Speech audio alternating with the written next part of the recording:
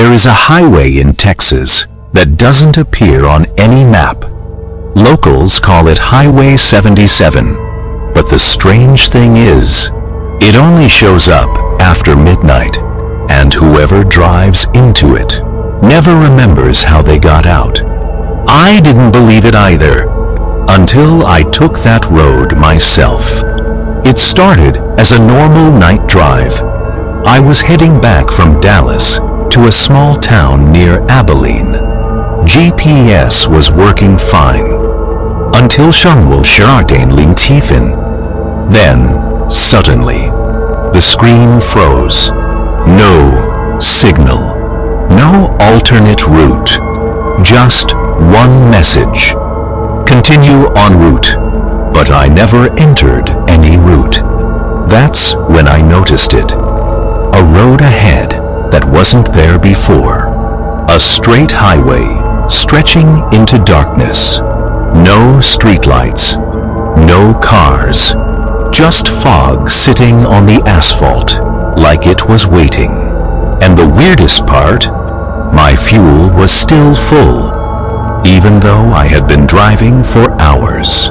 I told myself to turn back, but the rear view mirror showed something impossible. There was no road behind me anymore, only trees, like I had been placed here, not driven. So I continued forward. The moment my tires crossed onto the highway, my radio turned on by itself. Static. Then a voice. Do not stop on Highway 77. Then silence again. After about E-ling minutes, I saw a sign. Exit TT next E-mile. I checked my dashboard. Speed was normal. Time was normal. But something felt wrong, because I had already passed that exact sign twice. Then I saw a parked car on the side of the road, hazard lights blinking. I slowed down. Inside the car, a man was sitting, staring straight at me. His mouth moved slowly, but I couldn't hear anything. Then he pointed behind me. I looked forward again, and my heart dropped. The same exit sign. Again. But this time it said, Exit 77, do not take. My GPS suddenly turned on again. But instead of directions, it showed a message. You are not moving forward! You are circling. I looked around and realized something terrifying. The scenery wasn't changing. I was driving in a loop. Inside, a straight road. No turns, no exits, just repetition. Then I noticed something worse. The passenger seat was no longer empty. There was someone sitting there. I swear, it wasn't there a second ago. A man wearing a highway patrol uniform, but his face was blurred, like it was never fully rendered. He didn't move, just spoke without turning his head. Every driver sees the same exit. No one takes it the same way twice. Then he slowly pointed forward. Up ahead, a glowing exit ramp appeared. Bright, perfect, like salvation. My instincts screamed to take it, but the officer whispered, if you exit, you restart. If you stay, you repeat. I pressed the brake, but the car didn't slow down. The exit got closer, faster, and the radio came back on. This is Highway 77. Final destination not recorded. The steering wheel locked. I couldn't move. and the officer in the passenger seat finally turned his face toward me. But there was nothing there, just empty skin, shaped like a smile. The car entered the exit ramp. Everything went white. No sound, no road, no sky, just silence. Then, suddenly, I was back on the same highway, driving again. But this time, there was someone else in the driver's seat, and I was sitting in the passenger seat, waiting for the next exit. And the radio whispered again, "Do not stop on Highway 77. Every night, at exactly 上午2:09, the security cameras on floor 9 stopped working, and every morning, one guest disappeared. Daniel stepped out of the elevator slowly. Floor 8. The hallway was freezing cold. Every light flickered weakly above the faded red carpet. His footsteps echoed endlessly through the corridor.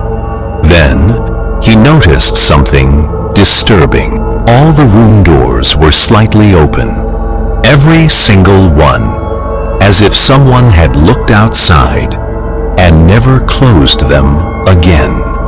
Daniel tightened his grip on the master key. Room 908 stood at the far end of the hallway. The door was open. Inside, the TV played loud static. The woman was gone. Only the bathroom light remained on. Drip, drip, drip. Water echoed softly inside. Daniel pushed the bathroom door open slowly. The sink overflowed with dark red water, and written across the fogged mirror were the words, "He only takes people who look at him." Daniel froze. A soft creaking sound came from behind him. He turned slowly. Standing in the hotel room doorway was the smiling man, motionless, grinning wider than before. The smiling man tilted his head slowly. His jaw looked almost broken from the size of his grin. Daniel couldn't breathe. Then, the man whispered softly, "You saw me." The lights instantly shut off. Darkness swallowed the room. Daniel heard slow footsteps approaching him, one step at a time, closer, closer. Then, the hotel elevator dinged loudly somewhere down the hallway, and another voice whispered from the darkness, "A new guest has arrived." The police found Daniel's security badge lying in the hallway of floor 9. But Daniel himself was never seen again. The hallway lights slowly flickered back on. Daniel was gone.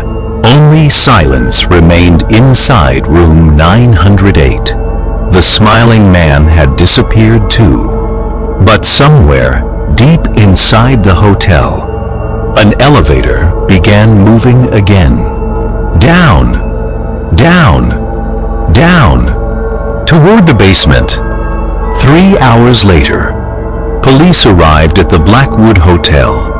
Guests had reported screaming from floor 9, but when officers searched the building, they found nothing. No blood, no bodies, no Daniel, only his security badge, lying near the elevator doors. The hotel manager looked terrified, because this had happened before, many times. One officer asked nervously, "Who keeps disappearing here?" The manager stayed silent for several seconds, then finally whispered, "People who see." The smiling man. The police checked the security footage. But every camera on floor 9 showed only static, except for one frame, a single frozen image. The hallway, dark, empty, and at the very end of the corridor stood Daniel, motionless, smiling. Officer Reyes refused to believe the stories. He thought the hotel staff were hiding something. So, while the others searched upstairs, he went alone toward the basement. The elevator doors opened slowly. Cold air rushed out instantly. The basement lights barely worked.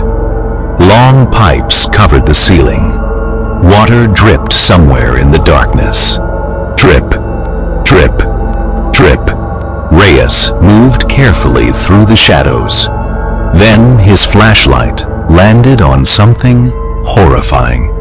Dozens of old hotel room keys, scattered across the floor. Some covered in dust, some covered in dried blood.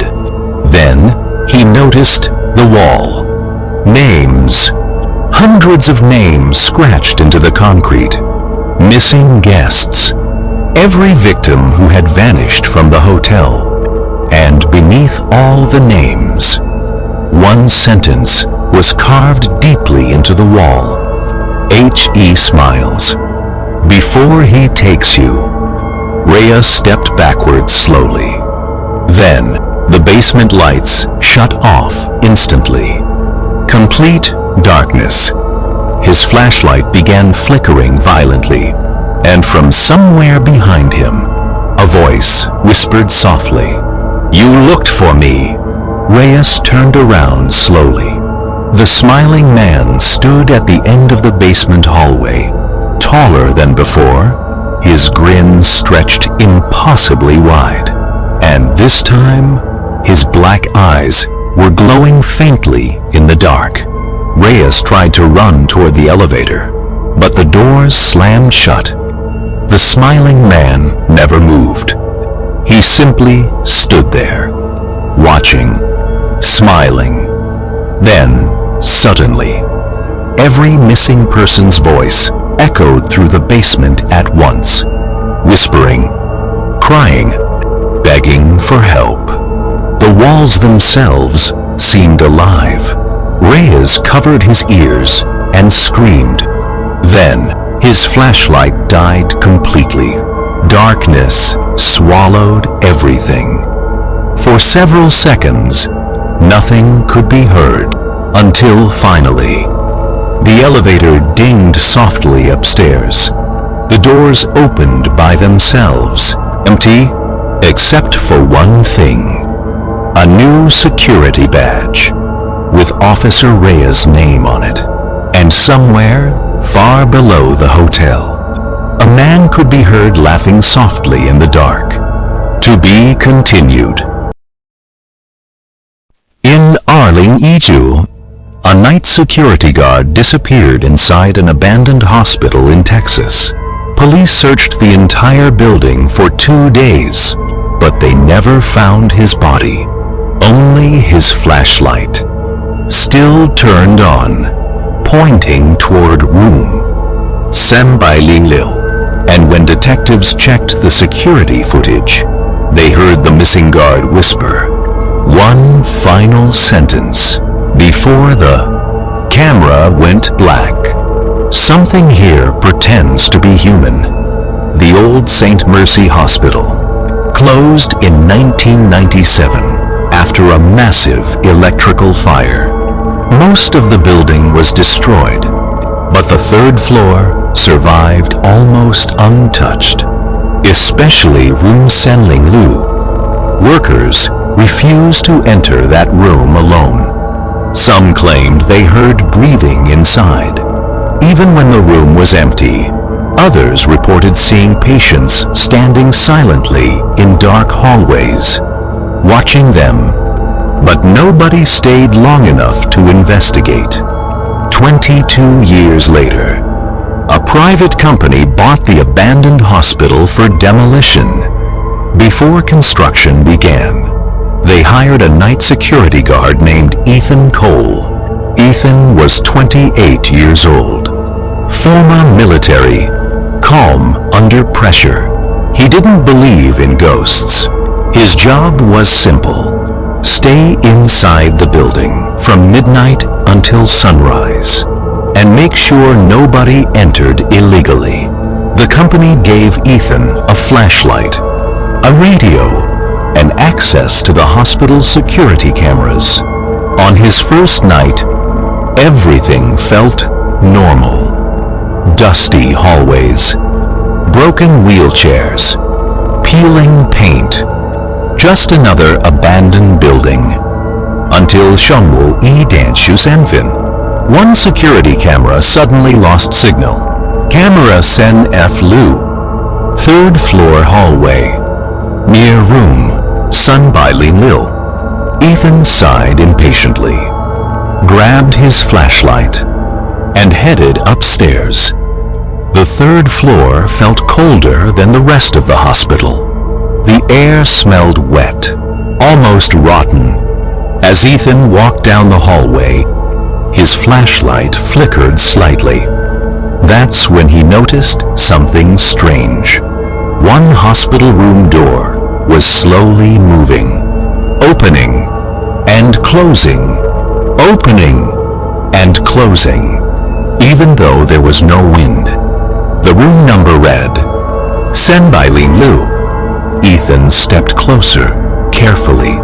The inside of the room was completely dark, but he could hear something moving, slowly, near the back wall. Hello? Ethan called out. No answer. Then, suddenly, a voice whispered softly from inside the darkness. Help me. A woman's voice, weak, shaking. Ethan immediately stepped inside the room, shining his flashlight around. The room was empty. No woman, no patient, nothing. Only an old hospital bed in the center. Then the door behind Ethan slammed shut violently. B-A-N-G. The flashlight flickered again, and suddenly, the hospital bed was no longer empty. Someone was sitting on it. A man wearing a burned hospital gown, head hanging downward unnaturally, skin blackened like charcoal. Ethan froze. The figure slowly lifted its head. Its face looked melted, but the eyes looked completely normal, and they were staring directly at Ethan. Then the figure smiled, too wide, too slowly, and whispered, "You came back." The lights above Ethan suddenly turned on by themselves. For 1 second, he saw dozens of people standing around the room silently. Doctors, patients, nurses, all burned beyond recognition, all staring at him. Then darkness returned.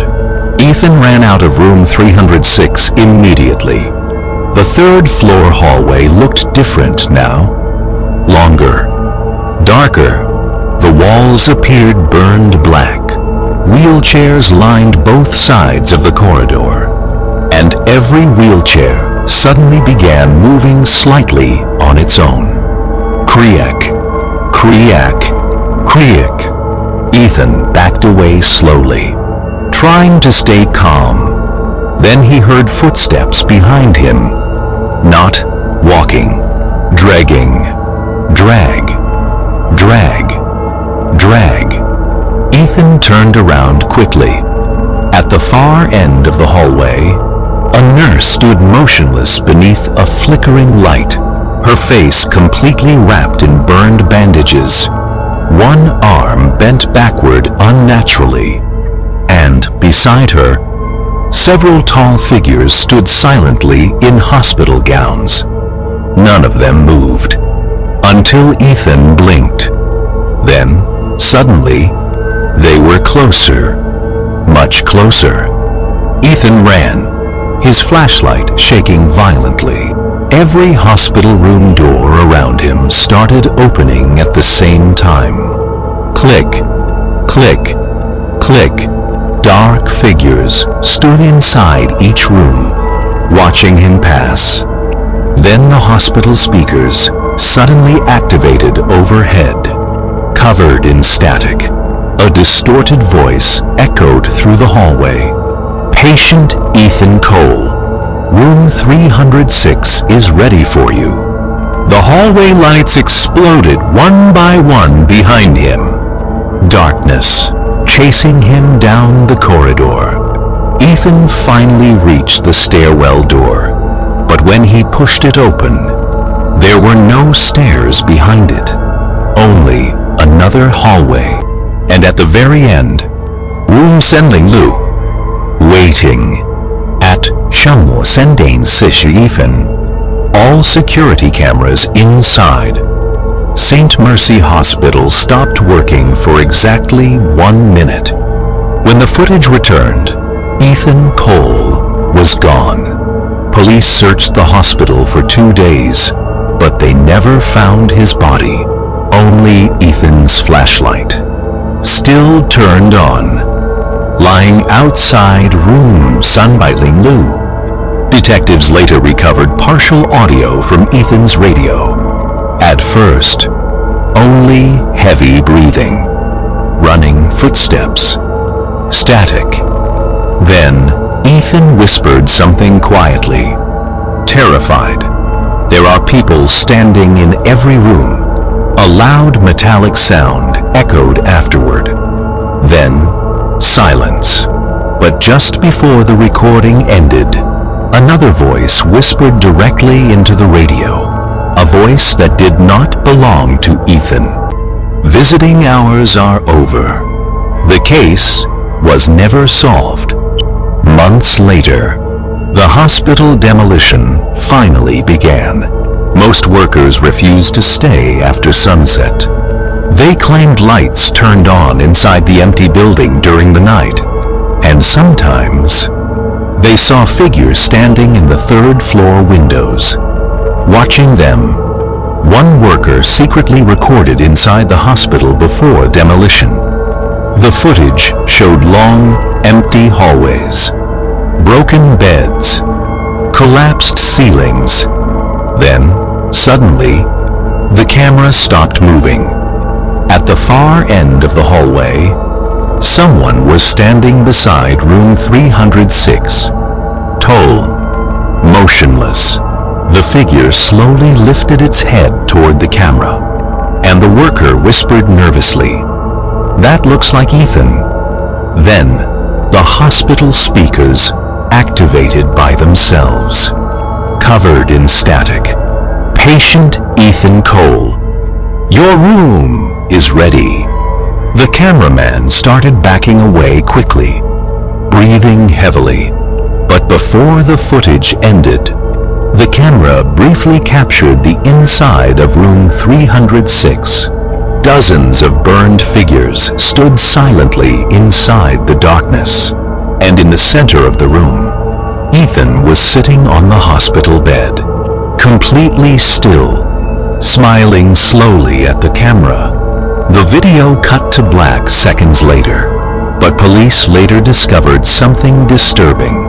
The worker who recorded that footage disappeared the same night, and after that incident, nobody ever entered St. Marcy Hospital again. Until 1 year later, a teenage group broke inside the abandoned building for an online ghost challenge. Their live stream continued for nearly 20 minutes.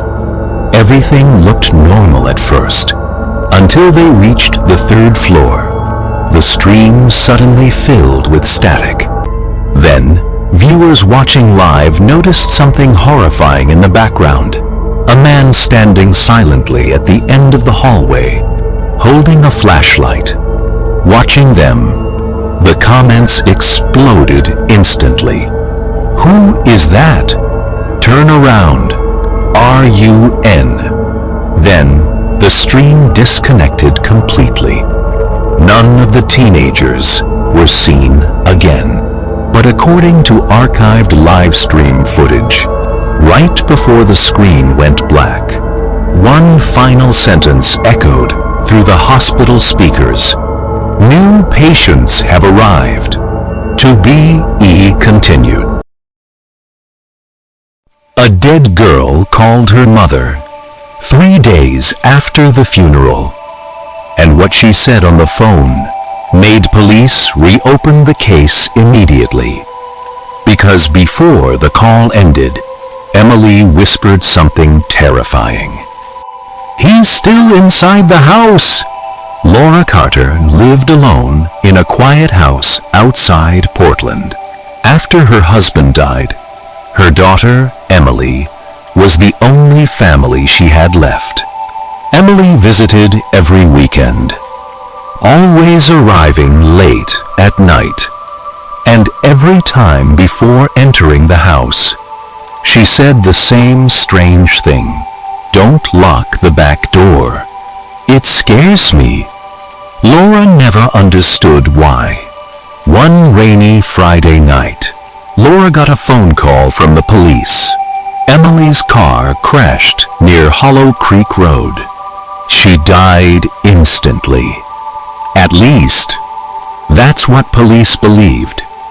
3 days later, after the funeral, Laura sat alone inside the kitchen, listening to Emily's old voice messages. Then, suddenly, her phone started ringing. Unknown number. Laura ignored it, but seconds later, a voicemail appeared automatically, hands shaking. Laura pressed play. At first, only static, then rain sounds, heavy breathing, and a weak voice. "Mom!" Laura froze. It was Emily. A loud metallic sound echoed in the background, like a car door slamming shut. Then Emily whispered softly, "He's still inside the house." The voicemail ended. Laura checked the timestamp. The message was recorded 20 minutes after Emily officially died. The next morning, Laura went to the police immediately. Most officers believed it was fake, or some kind of phone glitch. But Detective Marcus Hale noticed something strange. Emily's phone was never found after the accident. It completely disappeared. That same night, Laura started hearing noises inside the house. Kitchen cabinets opening by themselves, soft footsteps upstairs, and sometimes breathing near her bedroom door. At first, she blamed stress, grief, exhaustion, until Wednesday night. Laura woke up around 2 a.m., hearing slow footsteps downstairs. Step, drag, step. Laura grabbed her phone nervously and walked toward the hallway. The kitchen light was on, and the back door stood slightly open, moving slowly in the wind. Then, suddenly, a voice whispered upstairs, "Mom!" Laura's blood turned cold. Because Emily's bedroom was upstairs, slowly, Laura climbed the staircase. Every step creaked loudly. At the end of the hallway, Emily's bedroom door stood open. The light inside flickered softly. Laura looked inside. Nobody there, but the closet door was moving slightly, as if someone inside was breathing. Then, her phone vibrated again. Unknown number. Laura answered immediately. Emily sounded terrified, crying softly, "Mom, he knows you heard the message." Suddenly, a loud bang exploded from inside the closet. Laura screamed and ran backward. The closet door slowly creaked open by itself. Laura locked herself inside the bathroom, trying desperately to call the police. No signal. Then, the hallway lights outside started turning off one by one. Click, click, click. Darkness swallowed the entire second floor. Then she heard footsteps outside the bathroom. Slow, heavy, wet. Not Emily's footsteps. These sounded larger, like a grown man dragging soaked boots across the carpet. The footsteps stopped directly outside the bathroom door. Silence. Then, 3 soft knocks. Knock, knock, knock. Laura covered her mouth, trying not to cry. Then, a man's voice whispered outside the door. "She told you." Laura stared at the doorknob in horror. Slowly, the handle began turning. Click, click, click. Laura backed into the bathtub, trembling violently. Then, suddenly, her phone speaker activated by itself. Emily screamed through the phone, "R-U-N." At that exact moment, the bathroom door exploded inward. A tall figure stood in the hallway darkness, face hidden, clothes soaked from rain, and in his hand, Emily's missing phone. Police arrived minutes later after neighbors reported screaming. But when officers searched the house, nobody was there. No footprints, no weapon, nothing, except for Laura, curled up inside the bathroom, shaking uncontrollably. Detective Marcus reviewed the police body cam footage later that night.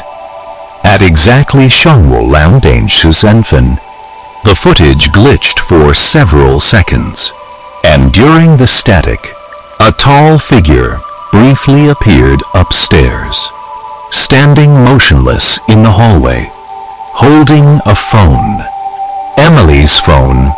Marcus replayed the footage again and again, but each time, the figure appeared slightly closer to the camera.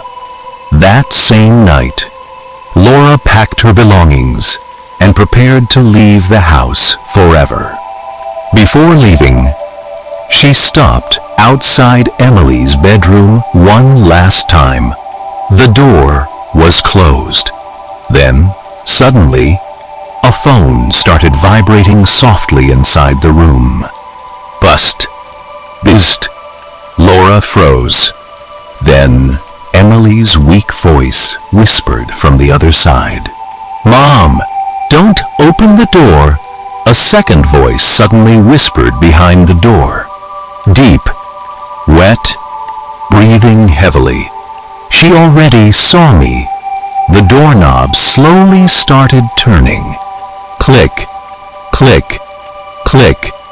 Then the hallway lights went out completely. To be continued.